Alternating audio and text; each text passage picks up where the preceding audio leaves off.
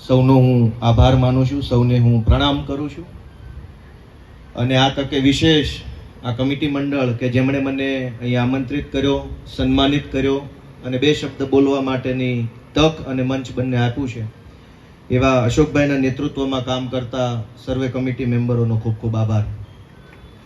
હું મારી બીજી કોઈ પણ વાત કહું એની પહેલા મહાભારતમાં શ્રીમદ ભગવદ્ ગીતામાં અર્જુન ભગવાન શ્રી કૃષ્ણને એમ કહે છે કે મારો રથ હવે યુદ્ધ ભૂમિની વચ્ચે લઈ જાઓ, મારે જોવું છે કે કોણ કોણ છે. અને એ પછી સામે બધા ધુરંધર યોદ્ધાઓને જોવે છે, પણ એની અંદર એને યોદ્ધા નથી દેખાતા, પણ એની અંદર સ્વજન દેખાય છે. એટલે અર્જુન ભગવાન શ્રી કૃષ્ણને એમ કહે છે, થિજંતી મમ ગાત્રાણી, ભાઈ મારા હાથ પગ કાપે છે, મારા કાન ઠંડા પડી ગયા છે, મારાથી આ યુદ્ધ નહીં લડાય. હું અહીંયા બોલવા માટે આવ્યો તો કંઈક તૈયારી કરીને બે કાગળ લખતો આવેલો, પણ હા મેં અંબાલાલભાઈ ને જગદીશભાઈ ને યશવંતભાઈ લાંબા ને એવા બધા ધુરંધરોના જોયા તો મને હવે થિજંતી મમ ગાત્રાણી જેવું થઈ ગયું. ભાઈ શું બોલવાનું, આટલા બધા મજબૂત બધા જમાનાને ખાઈ ગયા હોય, આખી દુનિયા જોઈ હોય, વાંચીને અનુભવનું જ્ઞાન કેળવ્યું હોય, દેવી પુત્રો બેઠા છે, મારી જેવા જુવાનિયા ને એમાંય પાછો રાજકારણમાં જોડાયેલા માણસ શું બોલવાનું ધર્મ વિશે. એટલે મારી હાલત અત્યારે જરાક એવી નર્વસ થઈ ગઈ છે. જગદીશભાઈ રણછોડભાઈએ વખાણ તો કરી નાખ્યા કે આ ભાઈ કંઈક બહુ સારું બોલવાના છે, હવે પ્રેશર આવ્યું છે કે હું બોલવું. પણ છતાંય ભગવાન શ્રી કૃષ્ણ આપણને જે મતિ આપે તે, જે બુદ્ધિ સુજાડે, જે સમજણ, જે શક્તિ ઈશ્વર આપણને આપે એટલું જ આપણે બોલી શકીએ છીએ. આજે અહીંયા કૃષ્ણ નીતિ મહોત્સવ છે, એટલે કે કોઈ નીતિ ઉપર આપણે કંઈક અહીંયા નીતિના માધ્યમથી ભેગા થયા છે. એટલે મારે વાતની શરૂઆત, કેમ કે ઈશ્વર એટલો મહાન છે કે એના વિશે આપણે શું બોલી શકીએ. આપણે તો મૂંઢમતી છીએ, આપણા માટે એવો શબ્દ વપરાય કે આપણે બધા મૂંઢમતી છીએ. આપણે ઈશ્વરનો પાર ક્યારેય નથી પામી શકવાના. ઈશ્વરે સર્જેલી દુનિયા, ઈશ્વરની માયા, ઈશ્વરે સર્જેલી જે કાંઈ વ્યવસ્થાઓ છે એનો પાર આપણે ક્યારેય નથી પામી શકવાના. પણ છતાંય વિશાળ સાગરમાંથી એક 100 બોળી અને 100ના નાકામાં જેટલું પાણી આવે, એ પાણીના પણ 1000માં ભાગ જેટલું જ્ઞાન જો આપણામાં ઉતરે તો આપણું જીવન અને આ સમાજ, આ દુનિયા ધન્ય થઈ જાય. એટલે મારે આજે જે વાત કરવી છે, કેમ કે હું ઈશ્વર ઉપર બોલવા માટે મને નથી લાગતું કે હું લાયક છું. એ ક્ષમતા કે એ લાયકાત મેં નથી કેળવી કે હું ભગવાન ઉપર કંઈક બોલું, કે ભગવાને જે કીધું છે એના ઉપર કંઈક બોલીએ, એવી આપણી ક્યાં લાયકાત છે. પણ આજે આપણે જ્યારે 2024માં છીએ ત્યારે દુનિયા આખીનો સૌથી મોટો પ્રશ્ન જો કોઈ બનીને ધીમે ધીમે ઉભરી રહ્યો તો એ ધર્મ છે. આમ તો ધર્મનું સર્જન માણસને સુખી કરવા માટે થયું છે, પણ આજકાલ આખી દુનિયામાં ડખો ધર્મનો છે. ચારે બાજુ ધર્મના નામે લડાઈ છે, ઝઘડાઓ છે. મારો ધર્મ મોટો, તારો ધર્મ મોટો, આનો ધર્મ ખરાબ, મારો ધર્મ સારો. અને ધર્મના નામે જે હિંસાઓ, ધર્મના નામે આમને સામનેની લડાઈઓ, ધર્મના નામે એકાબીજાની ટીકા ટિપ્પણીઓ તો ઠીક છે. ધર્મની અંદર પછી બધા જ ધર્મોમાં 2-2, 4-4, 5-5 પેટા ધર્મો થઈ ગયા. એની અંદર પંથો, એની અંદર સંપ્રદાયો ને એટલા બધા વિભાજિત થઈ ગયો છે માણસ આખી દુનિયાના તમામ ધર્મોમાં. તો મને એમ લાગે છે કે અહીંયા મને જે 2 મિનિટ બોલવાની કઈ તક મળી છે એમાં મારે મારી સમજણ મુજબની ધર્મની કોઈ વ્યાખ્યા રજૂ કરવી જોઈએ. એ ખોટી હોઈ શકે, અધૂરી હોઈ શકે, ખોટા અર્થઘટન વાળી હોઈ શકે, કેમ કે હું જ્ઞાની નથી. પણ આજે જ્યારે દુનિયામાં ધર્મના નામે બધી જ વસ્તુઓ થઈ રહી છે, ન થવાનું થઈ રહ્યું છે અને થવાનું થઈ રહ્યું છે, પણ આમ જ્યારે એક વિશાળ દ્રષ્ટિકોણ કરીએ ત્યારે ધર્મના નામે ખૂબ બધું અનર્થ થઈ રહ્યો છે. આપણે ત્યાં સોશિયલ મીડિયાના જમાનામાં એવું છે કે ભાઈ હિન્દીમાં કંઈ પણ 2 લાઈનો લખી નાખો ને હેઠે ગાલિબ લખી નાખો તો હાલી જાય છે કે આ ગાલિબનો જ શેર હશે, પછી ગમે એને લખ્યો હોય. એમ ધર્મના ક્ષેત્રની અંદર પણ ભગવાન શ્રી કૃષ્ણે શ્રીમદ ભગવદ્ ગીતામાં કીધું છે કે એના પછી જે કોઈ હાલે છે. કોણ પૂછવા જાય છે કીધું છે કે નથી કીધું, તમને કીધું, કોને કીધું? બધા જેને જે મજા આવે કહેવા માંડ્યા છે કૃષ્ણના નામ ઉપર. એટલે હવનું હાલે છે. હવે અમારી જેવા બોલે તો અમારું નથી હાલતું, એ અલગ વિષય છે. પણ ભગવાન શ્રી કૃષ્ણએ શ્રીમદ ભગવદ્ ગીતામાં કીધું છે કે પછીના વાક્યો સૌ પોતપોતાના સંપ્રદાયને, ધર્મને, પંથને, માન્યતાને, પોતપોતાની લોભ, લાલચ કે જે કાંઈ ભવિષ્યના આયોજનોને લાગુ પડે એવું બોલી અને પબ્લિકને બોલવા વાળાને બેયને મજા આવે એવી વ્યવસ્થા આપણે આગળ વધારીશું. તો મને એમ લાગે છે કે દુનિયાને જો સુખી કરવી હોય, જે સુખની તલાશમાં હજારો માણસો કોશિશ કરી રહ્યા છે ધર્મના માધ્યમથી, અધ્યાત્મના માધ્યમથી, સેવાના માધ્યમથી, એ હજારો માણસોને સુખી કરવા હોય તો ધર્મની વ્યાખ્યાને સમજવાની બધાએ કોશિશ કરવી પડશે.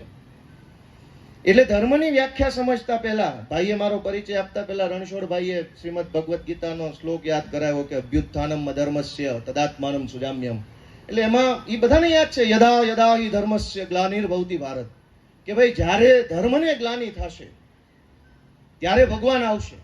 અધર્મનો નાશ કરવા અને ધર્મનું સ્થાપન કરવા ભગવાન આવશે. પણ શ્રીમદ ભગવદ્ ગીતામાં ભગવાન શ્રી કૃષ્ણ આવું બોલ્યા, અર્જુનને આવું કીધું. એ વખતે તો દુનિયામાં બીજા કોઈ ધર્મ જ ક્યાં હતા કે ધર્મને નાશ થવાનો હતો.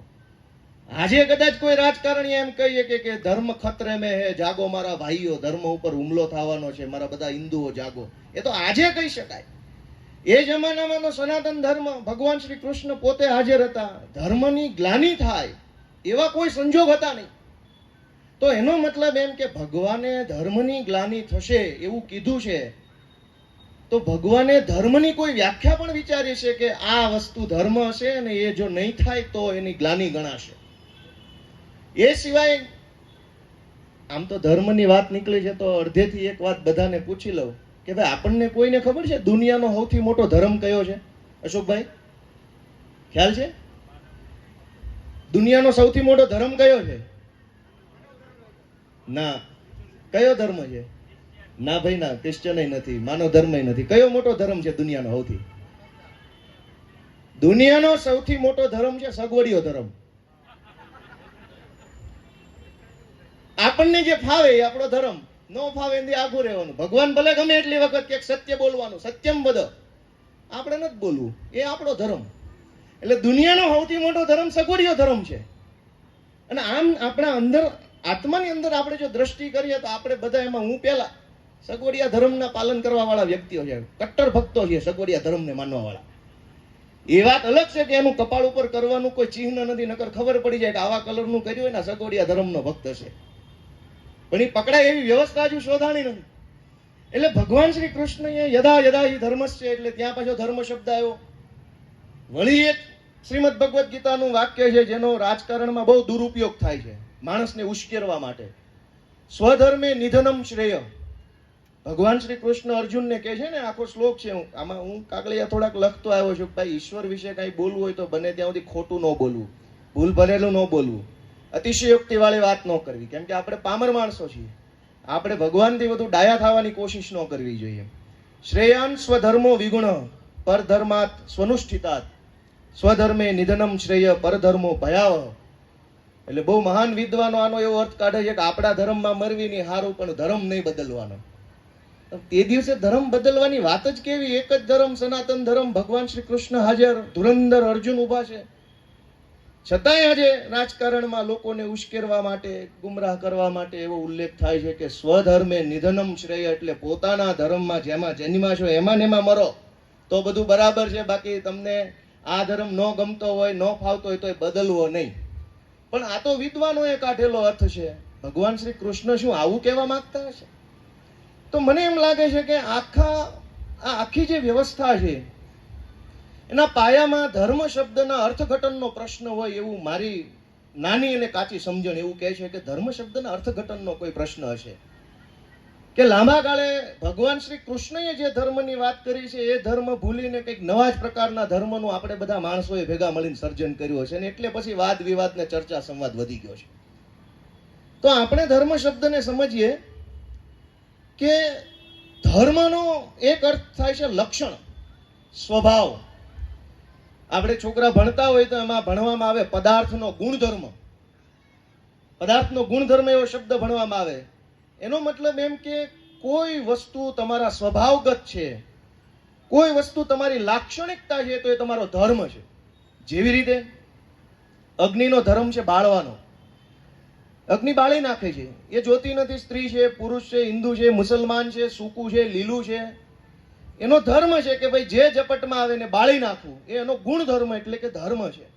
તો ધર્મનો એક અર્થ લાક્ષણિકતા, લક્ષણ, અંગ્રેજીમાં કેરેક્ટરિસ્ટિક્સ, અથવા તો એનો સ્વભાવ. પાણીનો સ્વભાવ છે કે સૂકવી નાખે અથવા ભીંજવી નાખે. એમ દરેક જે કાંઈ પદાર્થોનું સર્જન થયું છે, ફૂલનો ધર્મ છે સુગંધ આપવી, તો ધર્મ શબ્દનો એક અર્થ થાય છે કે આપણી લાક્ષણિકતાઓ જે આપણામાં સ્વભાવગત રીતે હોવું જ જોઈએ. દુનિયા ઊંધી થઈ જાય, પ્રલય આવી જાય, તો આપણો સ્વભાવ એવો જ હોવો. જેમ કે દુનિયામાં પ્રલય આવે તો એ ફૂલમાંથી સુગંધ જ આવે. એ દુનિયાના પ્રલય સાથે નિસ્બત નથી, કેમ કે એનો ધર્મ છે. એટલે કે એ અડીખમ છે, એ શાશ્વત છે. જે શાશ્વત છે એ ધર્મ છે.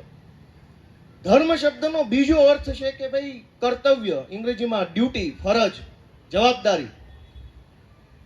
એ કેવી રીતે કે ભાઈ ભગવાન શ્રી કૃષ્ણ શ્રીમદ ભગવદ્ ગીતામાં અર્જુનને જે ઉપદેશ આપે છે કે ભાઈ તારે યુદ્ધ લડવાનું છે. સામે બધા જે ઊભા છે, સગાવાલાઓ છે, વડીલો છે, ભાઈઓ છે, કાકા છે, કુટુંબના માણસો છે, ને એને જોઈને અર્જુન છે એ ઢીલો પડી જાય છે. એના મનમાં વિષાદ આવી જાય છે, એ મોહમાં સપડાઈ જાય છે કુટુંબના. અને ભગવાન એને સંદેશ આપે છે કે તારે આ યુદ્ધ લડવાનું છે. સામે તારે માત્ર કૌરવો જોવાના છે, કાકા નથી જોવાના, મામા ભાઈ ફુવા જે કોઈ હોય એ નથી જોવાના. તારે એમ જોવાનું છે કે કૌરવો ઊભા છે અને એને હણવાના છે. એ તારી ડ્યુટી છે, કર્તવ્ય છે. ઈશ્વરે કર્તવ્યના રૂપમાં, જવાબદારીના રૂપમાં, ફરજના સ્વરૂપમાં, ડ્યુટીના સ્વરૂપમાં અર્જુનને સંદેશ આપ્યો છે કે આ તારો ધર્મ છે, આ ડ્યુટી તારે બજાવવાની છે. આપણે આજકાલ ધર્મ શબ્દ કાનમાં પડે એટલે હિન્દુ, મુસલમાન, પારસી એવું બધું મગજમાં ગોળ ગોળ કેસેટ ફરવા લાગે છે. પણ વાસ્તવિકમાં ધર્મ એ ડ્યુટી છે. કેવી રીતે કે આપણે અમુક શબ્દો સાંભળ્યા છે કે ભાઈ રાજધર્મનું પાલન કરો. તો રાજધર્મ એટલે શું? કે રાજા એટલે કે શાસક એટલે કે સત્તામાં બેઠેલો જે માણસ છે એની શું ડ્યુટી છે, એની શું ફરજ છે, એની શું જવાબદારી છે. તમે તમારી જવાબદારી નિભાવો. આ આનંદનગરને પાડવાનું નથી, સોસાયટીની મંજૂરી વગર પાડવાની તમારી જવાબદારી નથી. તમારી જવાબદારી એ છે કે ભાઈ રાજધર્મ કલેક્ટરનો કે મ્યુનિસિપલ કોર્પોરેશનનો કે અહીંયાના ધારાસભ્યનો રાજધર્મ એ છે કે સોસાયટીને પૂછે, સોસાયટી આ પાડે તો પાડો, ના પાડે નથી પાડવાનું, એ એમનો રાજધર્મ છે. પણ એ રાજધર્મ ન બજાવે, કલેક્ટર, મ્યુનિસિપલ કોર્પોરેટર કે ધારાસભ્ય પોતાનો રાજધર્મ ન બજાવે, પણ બીજા દિવસે સવારમાં સરસ મજાનું કપાળ ઉપર જે સંપ્રદાયને માનતો એનું ચિહ્ન લગાવે, હાથમાં 2-3 માળા, ગળામાં માળા પહેરે, કોર્પોરેશનની ઓફિસે આવે, 1 કલાક ભગવાનને દીવાબત્તી કરીને પછી પોતાની ખુરશી પર બેસે, તો એને ધાર્મિક માનવું કે અધાર્મિક માનવું? એને ધાર્મિક માનવું કે અધાર્મિક માનવું? આ મોટો પ્રશ્ન છે કે આપણે ધર્મ શબ્દના અર્થની ગૂંચવણમાં ફસાયેલા લોકો છીએ. કે હું સરસ લાંબા વાળ વધારું, ધાર્મિક કપડાં પહેરું, કપાળ ઉપર સરસ મજાના ચિહ્નો કરું તો તમને ધાર્મિક લાગુ, પણ ન કરવાનું કામ કરું ને આનંદનગર ઉપર બુલડોઝર ફેરવી દઉં તો કૃષ્ણ કહે છે કે અધર્મ છે. તમારી ડ્યુટી એ નથી કે તમે પાડી દો પૂછ્યા વગર. તમારી ડ્યુટી એ છે કે પૂછો ને કાયદામાં આવતું હોય તો પાડો, નહીં તો નથી પાડવાનું. તો ધર્મ શબ્દ ફરજ, ડ્યુટી, કર્તવ્યના સ્વરૂપમાં છે. એટલે કે રાજધર્મ શબ્દ આવ્યો, પછી ધર્મરાજ શબ્દ છે પાછો. ધર્મરાજ યુધિષ્ઠિર. હવે યુધિષ્ઠિર કાંઈ વહેલા સવારે 4 વાગે જાગીને રોજ પૂજા પાઠ કરતા હતા એટલે એને ધર્મરાજ નથી કીધા. એ ધર્મનો પ્રખર સિદ્ધાંત, ન્યાય અને સત્યનું હરેક ક્ષણે ક્ષણે એનું પાલન કરતા હતા કે ગમે એવી દુનિયામાં પ્રલય આવી જાય, ધર્મરાજ યુધિષ્ઠિર હંમેશા સત્ય જ બોલશે, એટલા માટે ધર્મરાજ કહેવાયા છે. તો ધર્મનો અર્થ છે કે તમે સત્ય બોલો, સત્યનું કર્તવ્ય નિભાવો. એ ધર્મ પત્ની. શું કામ? કે પત્ની પોતાના પતિ કે પરિવાર પ્રત્યેની જે જવાબદારી, જે ફરજ, જે કર્તવ્ય નિભાવે છે એટલે એ પોતાનો ધર્મ બજાવે છે ને એટલે એ ધર્મ પત્ની છે. પછી કઈ પૂજા પાઠ ન કરતા હોય એ ધર્મ પત્ની હોય. અને હવે તો વિદેશમાં લગ્ન કરે છે તો ધર્મ પત્ની એ કહેવાય. ઘણા મિત્રોને ઓળખું છું જેણે વિદેશી માણસો હારે લગ્ન કર્યા, તો શું એ ધર્મ પત્ની ન કહેવાય? બીજા ધર્મના હોય તો અધર્મ પત્ની કહેવાય? નહીં. ધર્મ શબ્દનો અર્થ છે કે જે પોતાનું કર્તવ્ય નિભાવે છે એ ધર્મનું કામ છે. પોતાની ડ્યુટી નિભાવો, તમારું જે કામ છે એ કરો. એટલે ધર્મ પત્ની. ધર્મનો કાંટો શબ્દ હતો આપણે ત્યાં. ધર્મનો કાંટો શું કામ? કે ભાઈ કઈ ભગવાને ઉપરથી મોકલેલો ચમત્કારિક કાંટો હતો એટલે ધર્મનો કાંટો નહોતો. ધર્મનો કાંટો એટલા માટે હતો કે આ કાંટો અન્યાય નહીં કરે, ન્યાય કરશે, સમાન કામ કરશે, બે બાજુના પલ્લામાં ન્યાય કરશે, ખોટું નહીં કરે. તો ખોટું ન કરવું એ ડ્યુટી છે, ફરજ છે, કર્તવ્ય છે. એમ અનેક શબ્દોના માધ્યમથી આપણે એવું સમજી શકીએ કે ધર્મ જે છે, મિત્ર ધર્મ, પુત્ર ધર્મ, ઘણા બધા એવા શબ્દો, શિક્ષક ધર્મ, ડોક્ટરનો ધર્મ છે દર્દીનો જીવ બચાવો, શિક્ષકનો ધર્મ ભણાવવાનો છે, વિદ્યાર્થીનો ધર્મ ભણવાનો છે. તો ધર્મ શબ્દનો અર્થ પોતાની ફરજ, પોતાની જવાબદારી, પોતાની ડ્યુટી માટે વપરાયેલો શબ્દ છે. અને મહાભારતના યુદ્ધને ધર્મ યુદ્ધ નામ આપવામાં આવેલું. ભાઈ, પાંડવો અને કૌરવો બે એક જ સમાજના, એક જ ધર્મના માણસો હતા, તો પછી ધર્મ યુદ્ધ શેનું? ત્યાં ક્યાં હિન્દુત્વ ખતરે મેં હતું ને બચાવવા માટેનું યુદ્ધ હતું?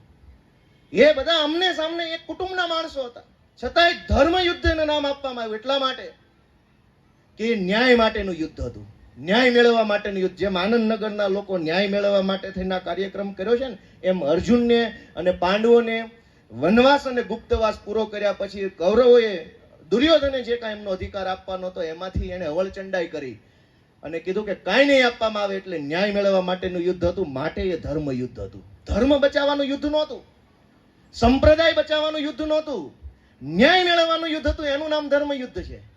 અને એ યુદ્ધનું કર્તવ્ય બજાવવા માટે ભગવાન શ્રી કૃષ્ણએ અર્જુનને સંદેશ આપ્યો કે ભાઈ, આ યુદ્ધ લડવું એ તારી જવાબદારી છે, એનાથી તું ભાગી નહીં શકે, એ કર્તવ્ય છે ને એ જ ધર્મ છે.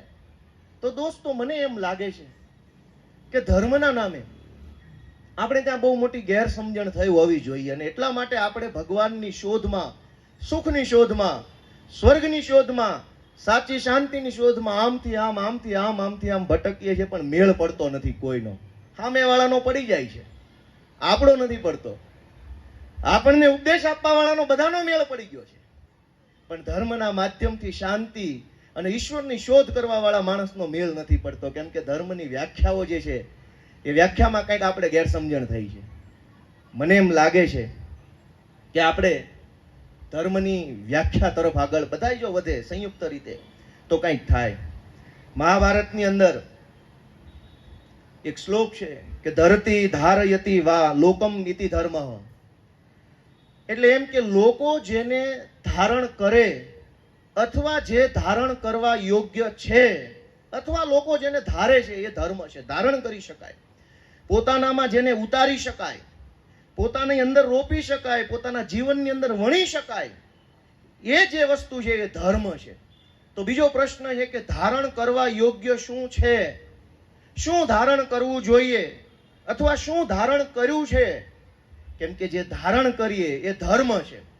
તો ભગવાન શ્રી કૃષ્ણ આપણને એનો જવાબ આપે છે કે નીતિ ધારણ કરી શકાય, સત્ય ધારણ કરી શકાય, ન્યાય ધારણ કરી શકાય, સદાચાર ધારણ કરી શકાય, પરોપકાર ધારણ કરી શકાય, અનુકંપા ધારણ કરી શકાય. આ સદગુણોને ધારણ કરી શકાય, અને જે આ સદગુણોને જીવનમાં ધારણ કરે છે એ ધર્મનું કામ કરે છે, એ ધાર્મિક વ્યક્તિ છે. હવે આપણી અંદર નીતિ, અનુકંપા કે સત્ય ન્યાય ન હોય છતાંય ધાર્મિક બનવું હોય તો આજકાલ વ્યવસ્થા કરી આપી છે આપણને. બધા સંપ્રદાયો, બધા પંથો, બધા ધર્મોએ વ્યવસ્થા કરી આપી છે કે ભાઈ કાંઈ ન કરવું હોય ને એમ નામ સગવડિયા ધર્મના માધ્યમથી લેટરલ એન્ટ્રી જેવું છે. હમણાં આવીને સાહેબ, લેટરલ એન્ટ્રી છે ધર્મની અંદર. પાટલા બાવણેથી આવી જાઓ, 2 લાખનું બંડલ મૂકો એટલે રેડી. ક્યાંથી લાવે કોઈએ પૂછવાનું નથી. તો દોસ્તો, ધર્મની વ્યાખ્યા મનુસ્મૃતિની અંદર એક આપવામાં આવી છે. આમ મનુસ્મૃતિ જરાક વિવાદિત ગ્રંથ છે, એટલે બહુ બોલાય નહીં જાહેરમાં, કેમ કે એની અંદર આજના સમય સાથે સુસંગત ન હોય, અપ્રાસંગિક હોય એવી ઘણી બાબતો લખવામાં આવી છે, મહિલાઓ વિશે, અલગ અલગ સમાજ વિશે. પણ હવે એ જમાનામાં જે હશે એ લખ્યું હશે, કેટલું માનવું અને કેટલું ન માનવું એ આપણી મૂઢમતી ઉપર આધાર રાખે છે. પણ મનુસ્મૃતિની અંદર ધૃતિહિ ક્ષમા દમોસ્તેયમ શોચમિન્દ્રિય નિગ્રહ ધીર વિદ્યા સત્યમ ક્રોધો દશકમ ધર્મ લક્ષણમ. એટલે કે જેનામાં ધૈર્ય હોય, જેનામાં ક્ષમા હોય, સંયમ હોય, ચોરી ન કરતો હોય. ચોરી એટલે એવું નહીં કે મોબાઈલ ચોર એને જ ચોર કહેવાય. વૃત્તિની ચોરી હોય. ઘણી વખત આપણા પેટમાં પાપ હોય ને, એમાં આપણે મોબાઈલ ચોરવાની જરૂર નથી. તો જે ચોરી ન કરતો હોય, શૌચ એટલે કે અંદર અને બહારની, એટલે કે મન અને શરીરની સ્વચ્છતા, ઇન્દ્રિય નિગ્રહ એટલે કે તમામ ઇન્દ્રિયો ઈશ્વરે આપણને જે આપ્યા છે એને સંસારની માયામાં નહીં પરંતુ ભગવાનની ભક્તિમાં લગાડો, અને બુદ્ધિ, વિદ્યા પ્રાપ્ત કરવી, સત્ય અને ક્રોધ ન કરવો. આ 10 લક્ષણો ધર્મના લક્ષણો છે. જેનામાં આ 10 લક્ષણો છે, જ્યાં આ 10 લક્ષણો છે ત્યાં ધર્મ છે, તેનામાં ધર્મ છે, એવું મનુસ્મૃતિમાં કહેવામાં આવ્યું છે. પણ આપણે હું જ્યારે આ બોલું છું ત્યારે વિચારતા રહેવાનું કે આપણી પાસે શું છે ને આ લખેલું શું છે અને કોણ છેતરી ગયું. તો પછી લખેલું તો આજે હું વાંચું છું, કેમ કે મારે જ્યારે અહીંયા બોલવાનું હતું તો મેં વિચાર્યું કે બધા આ આમંત્રણ પત્રિકા પહેલા મળી ગયેલી, એમાં બધાના ફોટા જોયા તો મેં ઓલા અર્જુન જેવી પરિસ્થિતિ થઈ ગઈ કે આટલા મોટા મોટા વ્યક્તિ વચ્ચે મારું નામ કોને આપ્યું છે આ લોકોને. હું તો ને સાંભળવામાં હારો ન લાગુ, એટલા મોટા મોટા મહાપુરુષો બોલવાના છે. છતાંય મને કીધું છે તો હવે જેવી તેવી વાત લઈને, જેવો તેવો વિચાર લઈને, ગમે તેવું મન ભાવે તેવું 10 મિનિટ કાપવાના ઉદ્દેશ સાથે ન જવું જોઈએ. એટલે વિનોબા ભાવે, મહાત્મા ગાંધી, મનુભાઈ પંચોળી, એમણે જે કાંઈ પણ, નગીનદાસ સંઘવી, એમણે જે વક્તવ્યો આપ્યા છે, એમણે જે પુસ્તકો લખ્યા છે, એમણે જે કાંઈ પણ મહાભારત અને ગીતા ઉપર એમનું સમજ મૂકી છે, એનો મેં ટૂંકમાં વાંચવાનો છેલ્લા 10 દિવસ કોશિશ કરીને એમાંથી મને જે કાંઈ એમ લાગે કે ઉઠાવી લેવા જેવું છે એ ઉઠાવીને લાવ્યો છે. આમાં ઘરનું કાંઈ છે નહીં, કેમ કે મારી એવી કોઈ સમજ નથી, કે મારો એવો અનુભવ નથી, મારી એવી ઉંમર નથી, કે આપણે તો પામર માણસ, આપણે શું કરી શકીએ. અને અમે તો પાછા હું રાજકારણમાં, એટલે આપણને એનાથી સારું બીજું અમથુંય ન ફાવે. રાજકારણનું હેલામાં હેલું કામ છે કે સામે વાળાનું બધું ખરાબ છે ને અમારું બધું સારું છે. એ હેલું કામ છે. અને હવે આ અઘરું કામ માટે માઇક પકડાઈ દીધું અશોકભાઈએ. પણ અહીંયા ધર્મની બાબતમાં એક મારો બીજો મત છે કે આમ ધાર્મિક બાબતો ઉપર બોલવું એટલે દુનિયાનું સૌથી હેલામાં હેલું કામ, અને સૌથી અઘરામાં અઘરું પાછું એ જ છે.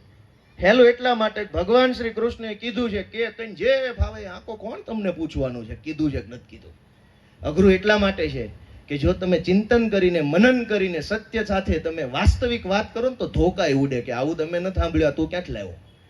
હાવ સાચું કયો તો ધર્મ વિરોધીમાં ખપાઈ દેવામાં આવે કે આ નવો આવ્યો લાગે છે. એટલે આમ અઘરું ને આમ હેલું કામ છે. પહેલી વાર હાથમાં આવ્યું છે એટલે કંઈક ભૂલચૂક થાય તો બધા વડીલો મને માફ કરજો ને સુધરવાનો એક મોકો આપજો પાછા. પણ હું મારી જે કઈ સમજણ છે એ કહું છું, અને એટલા માટે હું લખીને લાવ્યો કે ભાઈ બોલવામાં ક્યાંય આપણાથી ભૂલ ન પડી જવી જોઈએ. પણ આમ આપણે મેં કીધું એમ કે દુનિયાનો સૌથી મોટો સગવડિયો ધર્મ છે. આપણે ત્યાં વર્ણ વ્યવસ્થા ને લોકો આજે મગજમાં લઈને ફરે છે, બ્રાહ્મણ, ક્ષત્રિય, વૈશ્ય, શૂદ્ર, ને બધાને એ ભૂત છેલ્લા 5000 વર્ષથી ઉતરતું નથી. બધા એવી કોશિશ કરે છે કે હું બીજા કરતા મહાન છું, બીજા કરતા ચડિયાતા જ્ઞાતિમાં જન્મેલો છું, અને બધા એ કોશિશમાં છે. નીચે કોઈને રહેવું નથી ને છતાંય પાછા બધા નીચે છે. અને જ્યારે આપણે પૂછીએ કે આ બધું સારું નથી, 21મી સદી છે, 2024નું વર્ષ છે, આ બધું હવે આપણે જરાક આગળ વધીએ, સાથે મળીને જઈએ, તો કે નહીં ભાઈ, વર્ણાશ્રમ વ્યવસ્થા તો ઈશ્વરે, ભગવાન શ્રી કૃષ્ણે શ્રીમદ ભગવદ્ ગીતામાં બતાવેલું છે, આ કાંઈ થોડું આજકાલનું છે રણછોડભાઈ. પણ તો એ તો આપણા શાસ્ત્રોમાં, વેદોમાં તો 4 આશ્રમય કીધેલા છે, બ્રહ્મચર્યાશ્રમ ને ગૃહસ્થાશ્રમ ને વાનપ્રસ્થાશ્રમ ને સંન્યાસ આશ્રમ. તો જાઓ ને જંગલમાં 50 વર્ષ પછી, બધું ભગવાન કેમ જ કરતા હોય તો. 4 આશ્રમની વ્યવસ્થા આજ ઈશ્વરે, આજ ધર્મ, આજ આ પરંપરાએ શાસ્ત્રોથી આપણને આપી છે. પણ જે સગવડિયું છે, જે માનવામાં મજા આવે છે કે હું બીજા કરતા ઊંચો, એમાં મજા આવે તો એ માનવું છે. ઈશ્વરે કીધું છે કે પહેલા 25 વર્ષ બ્રહ્મચર્યાશ્રમ, એટલે કે તમારે તમારી ભણતર ગણતરમાં ધ્યાન આપવાનું. 25 વર્ષ સુધી તમે ભણો ગણો, તૈયાર થઈ જાઓ, કેળવાઈ જાઓ, પછી તમારે ગૃહસ્થાશ્રમમાં આવવાનું છે. સંપત્તિનું અને સંતતિનું ઓલું કરવાનું છે, સર્જન કરવાનું છે, અને દુનિયાના ક્રમને આગળ વધારવાનો છે. અને પછી બીજા 24 વર્ષ પૂરા થાય એટલે તમારે વાનપ્રસ્થાશ્રમ તરફ પ્રયાણ કરવાનું. પણ કોણ માને? કેમ કે એ સગવડિયા ધર્મમાં નથી આવતું. એટલે મને એમ લાગે છે કે આપણે બધાએ ધર્મની જે વ્યાખ્યા આપણને વર્ષો સુધી સમજાવવામાં આવી રહી છે, જે સમજાવતું, અને બધા ધર્મની વાત છે એવું નહીં, દુનિયાના તમામ ધર્મોમાં આ ગેરસમજણ છે. અને એટલા માટે આ ગેરસમજણ હોવાના કારણે ધર્મના નામે લડાઈ થાય છે. નહીંતર આજ તમે જુઓ કે ભગવાન શ્રી કૃષ્ણએ એવું કીધું છે કે ભાઈ યદા યદા હિ ધર્મસ્ય ગ્લાનિર્ભવતિ ભારત અભ્યુત્થાનમ અધર્મસ્ય. એણે એમ નથી કીધું કે અભ્યુત્થાનમ વિધર્મસ્ય. વિધર્મીની કોઈ ટેન્શન નથી. આજ રાજકારણમાં બધા કહે છે કે પાકિસ્તાનથી માણસો આવશે, હુમલા થઈ જશે, દેશ બરબાદ થઈ જશે, હિન્દુ ખતરે મેં હે, આમ બીવડાવે છે. પણ ભગવાન શ્રી કૃષ્ણે નથી કીધું કે વિધર્મી આવશે અને અધર્મને ગ્લાનિ થઈ જશે. ભગવાને એમ કીધું છે કે અધર્મ થશે તો ધર્મને ગ્લાનિ થશે, અધર્મનો નાશ કરવા ભગવાન આવવાના છે, વિધર્મનો નહીં. તો ધર્મ, અધર્મ, વિધર્મ, આની ગૂંચવણમાં આપણને કોણ નાખી ગયું, અને આ ગૂંચવણમાંથી બહાર નહીં નીકળીએ તો ઈશ્વર કે સુખ કે મોક્ષ કે કોઈ કાંઈ વસ્તુ કોઈને મળવાની નથી લેણા સિવાય. આપણને ઈશ્વરે એમ કીધું છે કે અધર્મનો નાશ કરવા ઈશ્વર આવવાના છે. તો અધર્મ એટલે હું? તો એની વ્યાખ્યા ધર્મથી જાણવી પડે. ધર્મ એટલે નીતિ, ધર્મ એટલે કર્તવ્ય, ધર્મ એટલે મારી ડ્યુટી, મારી ફરજ. જો હું મારી ફરજ નથી નિભાવતો, જો આપણે બધા આપણી ફરજ નથી નિભાવતા, તો આપણે અધર્મનું કામ કરીએ છીએ.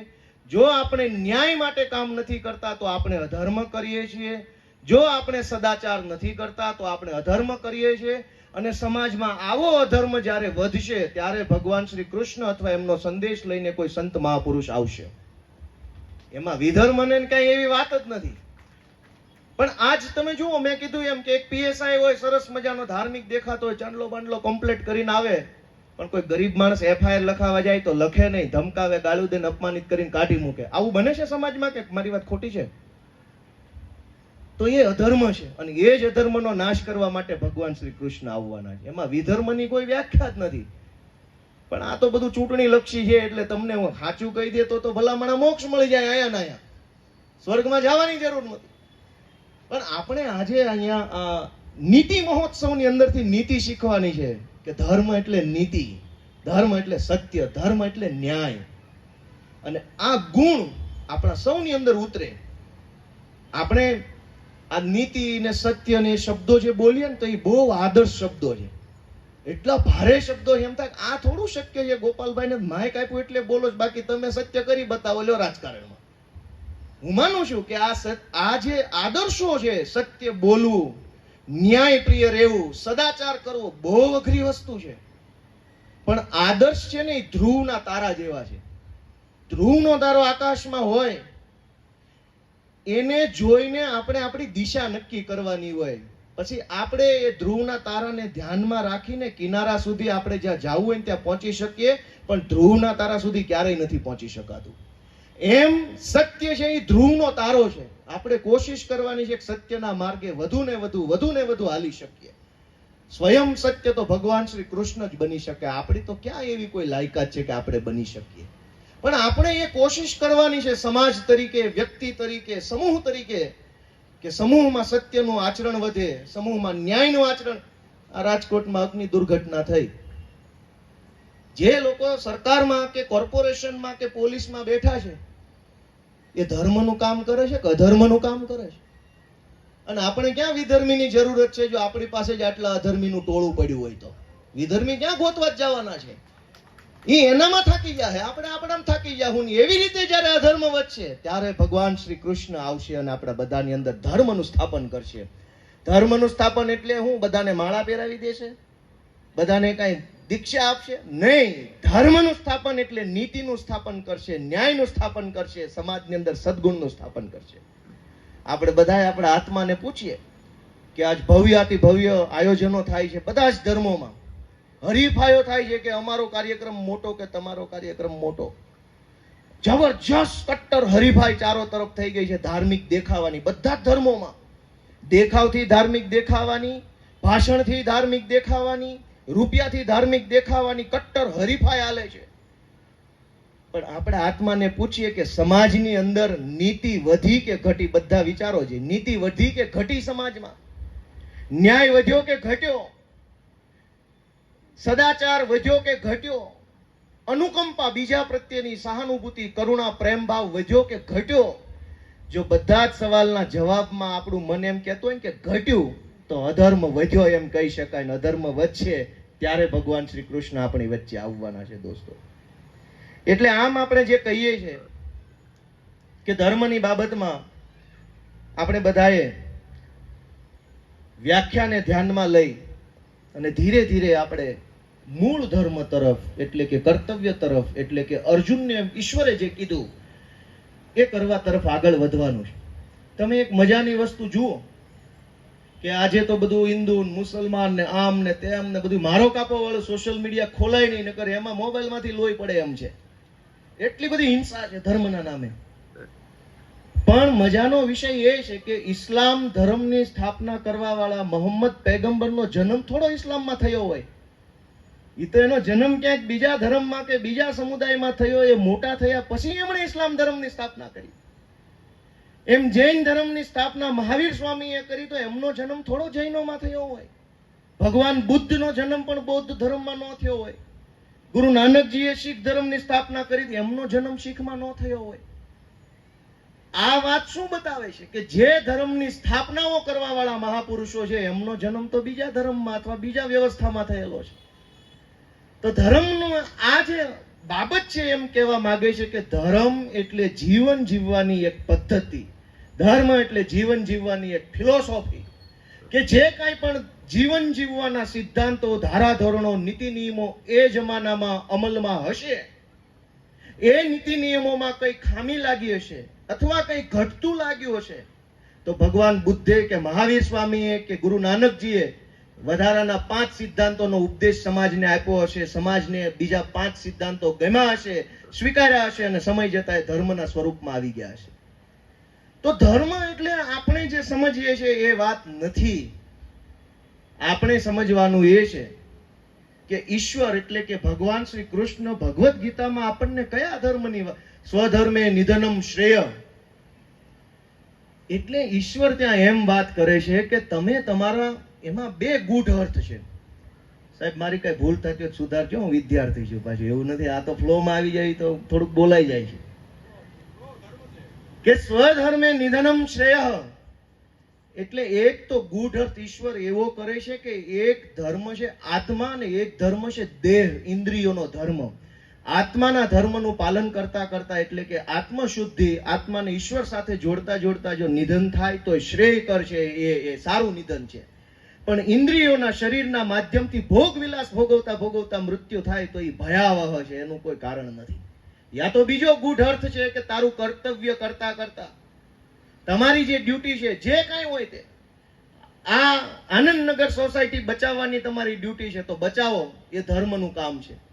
એને પાડી દેવા માટેની તમારી ડ્યુટી છે, તમારું કર્તવ્ય, તો એને પાડી દો વહેલી તકે, એ તમારો ધર્મ છે.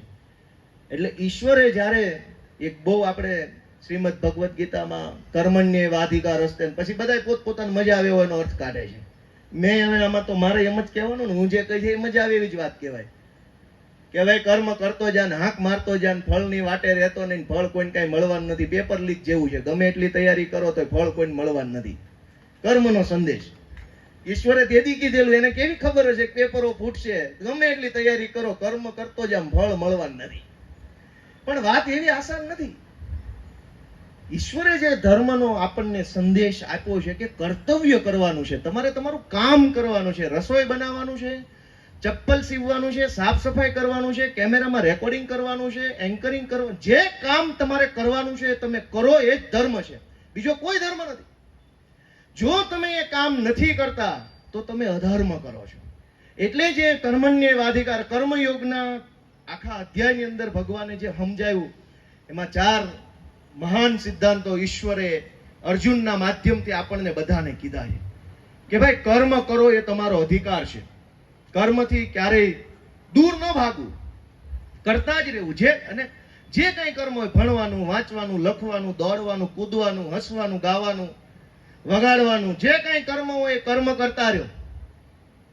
પછી કર્મના ફળની ચિંતા નહીં કરવાની. એટલા માટે બીજો સિદ્ધાંત, ઉપદેશ આપણને ઈશ્વરે આપ્યો કે જો ફળની ચિંતા કરો તો બની શકે કે તમે ચિંતાની અંદર છે ને એ કર્મના ધાર્યા પરિણામ માટે થઈને અણધાર્યા કે અણઈચ્છેલા રસ્તાઓ પકડવાની કોશિશ કરો કે મારે કોઈ પણ સંજોગોમાં પીએસઆઈ બનવું જ છે તો એની તૈયારી કરો, એવું જ ખાલી ભગવાન કહે છે. પણ કોઈ પણ સંજોગોમાં પીએસઆઈ બનવા માટે પેપર ફોડવા નથી પ્રેરાવાનું.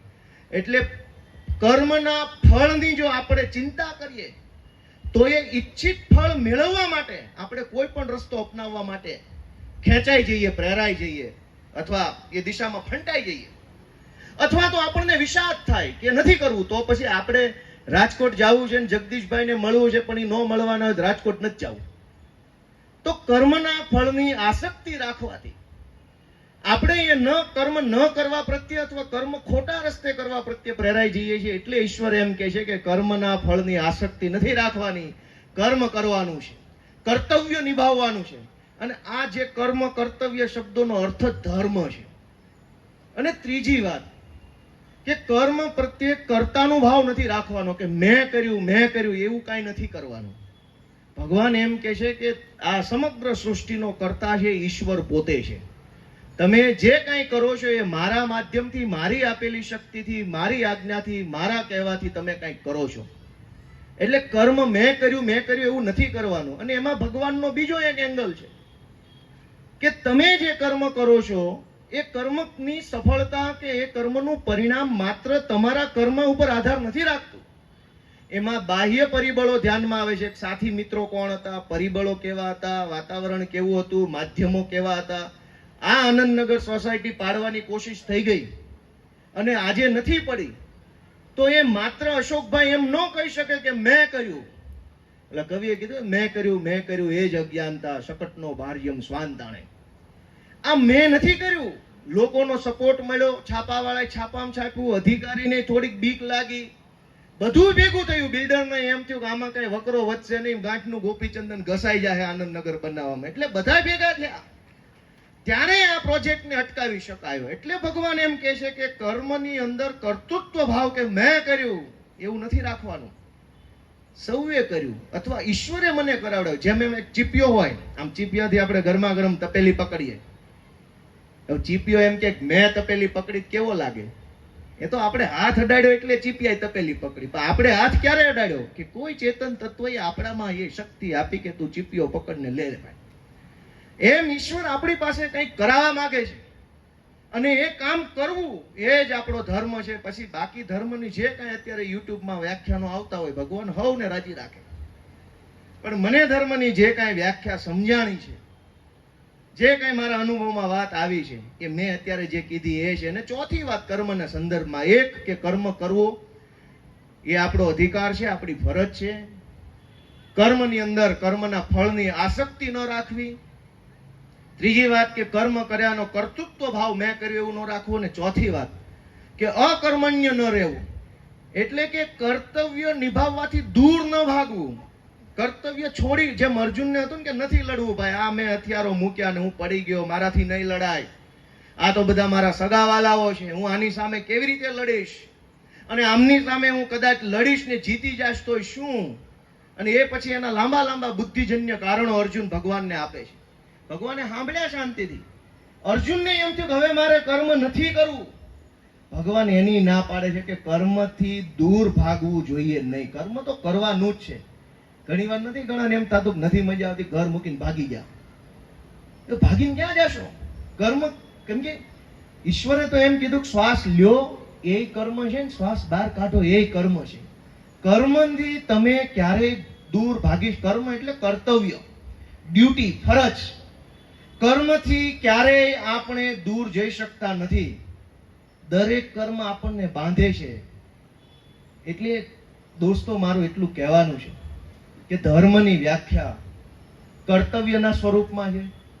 કર્તવ્ય એટલે કે ન્યાય, નીતિ, સદાચાર, અનુકંપા, સહાનુભૂતિ, કરુણા, પ્રેરણા છે. જે જગ્યાએ ન્યાય, નીતિ કે કરુણા હશે ત્યાં ઈશ્વર હશે. અને જેમ શ્રીમદ ભગવદ્ ગીતામાં કીધું છે કે જ્યાં કૃષ્ણ હશે, જ્યાં ધર્મ હશે ત્યાં હંમેશા વિજય હશે. અંતિમ શ્લોકની અંદર એવું કહેવાયું છે. દોસ્તો આપણે બધાએ આજે મેં વાત કરી કે ભાઈ આપણે બધા આટલું બધું ધર્મ માટે શ્રદ્ધાના માધ્યમથી અનેક પ્રકારના ધર્મ, એટલે બધા ધર્મની વાત છે આમાં. નહીતર છે ને 2 મિનિટનો કટકો કોક કાપીને પાછો મને કાલ હોળીએ ચડાવશે કે આ રાજકોટમાં જઈને આવું બોલ્યા. અને આ 2 મિનિટ વાળાનો બહુ ત્રાસ છે, કઈ બોલ્યું નથી થતું. આપણને એમ કેવું છે કંઈક 2 મહત્વની વાત તો નથી બોલાતું. 2 મિનિટનો કટકો કાપીને બધા બહેનો વોટ્સએપમાં નાખી દે. નથી કોઈ આગળ જોતું, નથી કોઈ પાછળ જોતું, નથી એમ એ હાલે જ આવવા દો, જેમ હાલતે હાલે છે. એટલે મારે એવું કેવું છે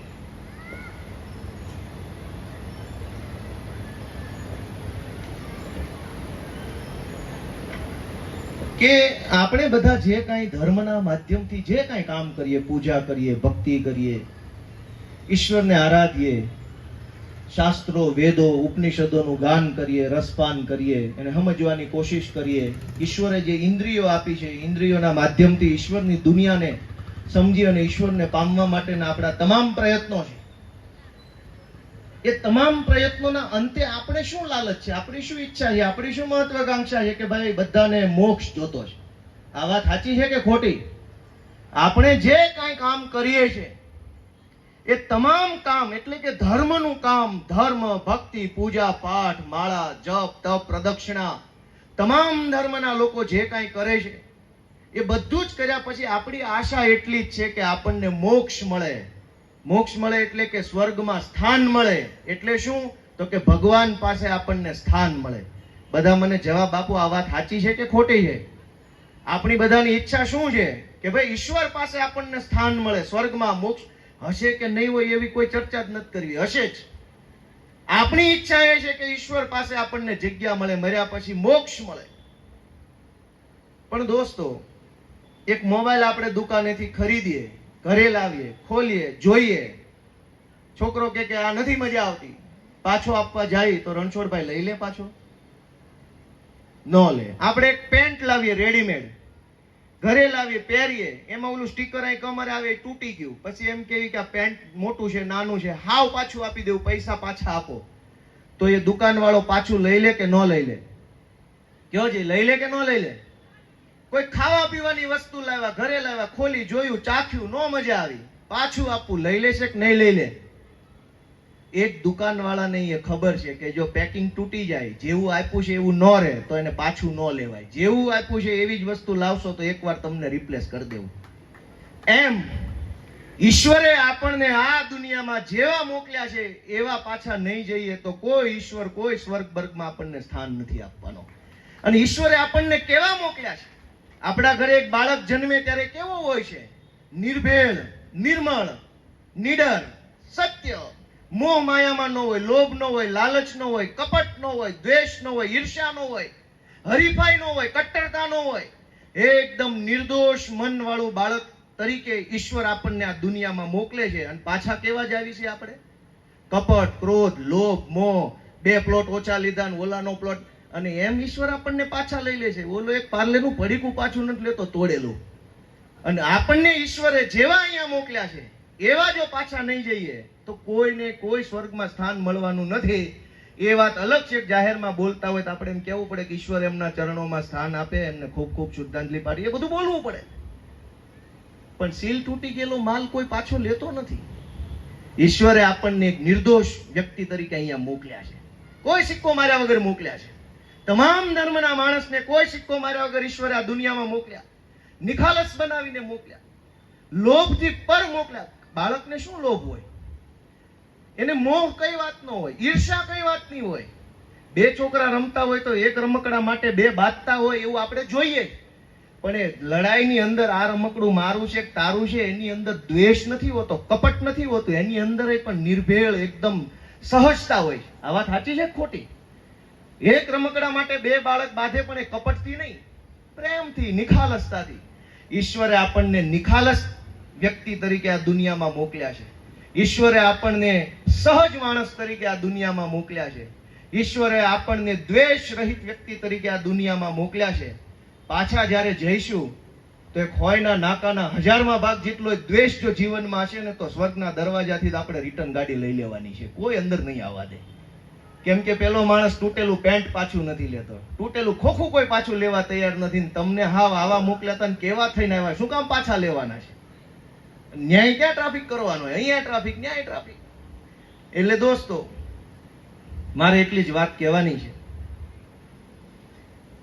કે સંત કબીરની એક સાખી કહી અને વાત પૂરી કરું કે ધર્મની વ્યાખ્યાને આપણે સતત સમજવાની કોશિશ કરીએ કે ધર્મ એટલે કર્તવ્ય છે, ધર્મ એટલે આપણું લક્ષણ છે કે મરો તોય ન જાય એવું જે લક્ષણ હોવું જોઈએ એનું નામ ધર્મ છે.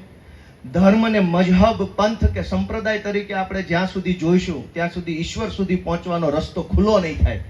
કેમ કે એ એક ઉપાસનાની પદ્ધતિ છે. મહાભારતના વેદમાં ભગવાન શ્રી કૃષ્ણએ શાંતિ પર્વમાં, શ્રીમદ ભગવદ્ ગીતામાં, ભીષ્મ પર્વમાં, શ્રીમદ ભગવદ્ ગીતામાં અર્જુનને જે ઉપદેશ આપ્યો છે ધર્મનો, એ કર્મ કર્તવ્ય તરીકે આપ્યો છે. અને એટલે આપણે જે કાંઈ આપણી આસપાસની દુનિયામાં ધર્મ અથવા ધર્મના નામે જોઈએ છે, કરીએ છીએ, એને સમજવા માટે સંત કબીરે એવું કીધું છે કે માલા ફેરત યુગ ફીરા, ફીરા ન મન કા ફેર. માળા ફેરવતા ફેરવતા યુગો બદલાઈ ગયા છે. પણ આપણા આત્મામાં કે મનમાં કે વિચારોમાં કે આચરણમાં કોઈ ફરક પડ્યો નથી. માલા ફેરત જગ યુગ ફીરા, ફીરાન મનકા ફેર, કરકા મનકા ડારી કે, મનકા મનકા ફેર. એટલે કે હાથની માળા છોડો અને મનની માળા ફેરવો, આચરણની માળા ફેરવો, આચરણ શુદ્ધ કરો તમારું. કરકા મનકા ડારી કે, મનકા મનકા ફેર. ઈશ્વર આપણને બધાને મનની માળા ફેરવવાની, આત્માની માળા ફેરવવાની, કર્મના માધ્યમથી ધર્મને સમજવાની, નીતિ, ન્યાય, સત્ય, સદાચાર, કરુણા, અનુકંપા, પ્રેમ, ક્ષમા, આ બધા ગુણો ઈશ્વર આપણી અંદર ભરે, આખો સમાજ આ ગુણોથી ભરાય અને ઈશ્વરને ક્યારેય અધર્મનો નાશ કરવા દુનિયા પર ન આવવું પડે એવો શાશ્વત ધર્મ આપણે બધા બનાવીને રાખીએ, એવી શક્તિ ઈશ્વર આપણને આપે, એવી ભગવાન શ્રી કૃષ્ણને આપ સૌ શ્રોતાજનોના ચરણોમાં પ્રાર્થના. જય શ્રી કૃષ્ણ.